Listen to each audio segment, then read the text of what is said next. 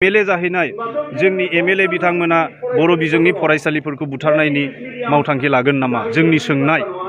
बर'नि मोनसे गेदेर सोमावसारनायखौ दैदेननानै दिनै बिटिआरनि चिफ जानाय प्रमद बर' बिथाङा बर' बिजोंखौ माने फोथैनायनि बे आसाम सरकारनि जि थांखि बेयाव मदद होगोन नामा जोंनि सोंथि बर' हारिनि थाखाय दिनै बिथांमोना गावबा गावनि थांखि आरो बिथांखिखौ खेंफोर सारनानै होनांगौ बेखौ जों हास्थायदों। बिटिआर गोरोबथानि गेजेरजों जेनेबा 6.3 जि क्लाउज दंमोन बेनि गेजेरजों आरो आसाम सरकारा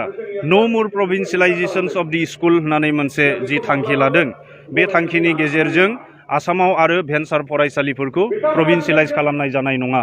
दा बे अर्डारा बिटिआर गोरोबथानि 6.3 जि क्ल'ज बे क्ल'जनि बेरेखा आरो बिटिआर सुक्तिनि बे 6.3 खौ जुदि मावफुंनांगौब्ला आसाम सरकारनि बे थांखिखौ बिथांमोना उइथड्र खालामनानै लानांगोन फोसाबनानै लानांगोन आरो बे बिथांमोना जुदि बे डिसिसनखौ फोसाबनानै लाया अब्ला बिटिआर गोरोबथानि 6.3 दफाया माब्लाबाबो मावफुंजानाय नङा आरो बे सुक्तिया मोनसे माने फेलें जाहैगोन मोनसे आबुं बे जाफुंसारनायनि महरखौ मोननाय नङा। सरकारखौ जों खावलायदों आसामनि गिबि मन्थ्रिनो जों मेम'रेन्डाम होदों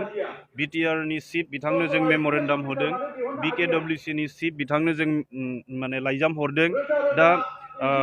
बिटिआर सरकारा गाबोन जोंखौ हांख्रायदों सावरायनो थाखाय बिथांमोना जुदि सावरायनायनि गेजेरजों बे जेंनाफोरखौ सुस्रांनायनि राहा लायाब्ला एबा बे जाफुंसाराब्ला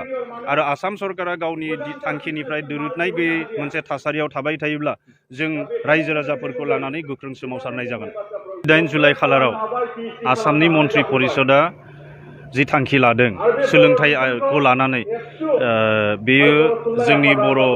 राव थुनलाइ आरो हारि हिसाबै थांनानै थानायनि थाखाय मोनसे गिदिर अलखद महरै दिनै गसंथेदों। मानो होनोब्ला आसाम सरकारा दिनै सोलिबाय थानाय गासैबो मिक्स मिडियाम जायफोर हाई स्कुल दङ सेकेन्डारि स्कुल दङ बे मिक्स मिडियाम फरायसालिफोराव इंराजि मिडियामखौ जाबसिननो नागिरदों आरो बेजों लोगो लोगो मा जाहैगोन माखासे समनि उनावनो असमिया आरो बर' बिजोङा जोबहैगोन आरो इंराजि मिडियामासो बे थावरिहैगोन आरो गुबुन मोनसे थांखिनि गेजेरजों पलिसिनि गेजेरजों आसाम सरकारा साफ्रोमबो एमएलएखौ विधायक आदर्श विद्यालय हिसाबै माने एडप्ट खालामनो थाखाय बिथोन होदों आरो बे बिथोनजों आसामाव थानाय 126 सा एमएलएफोरा गावबा गावनि समस्तियाव गंफा गंफा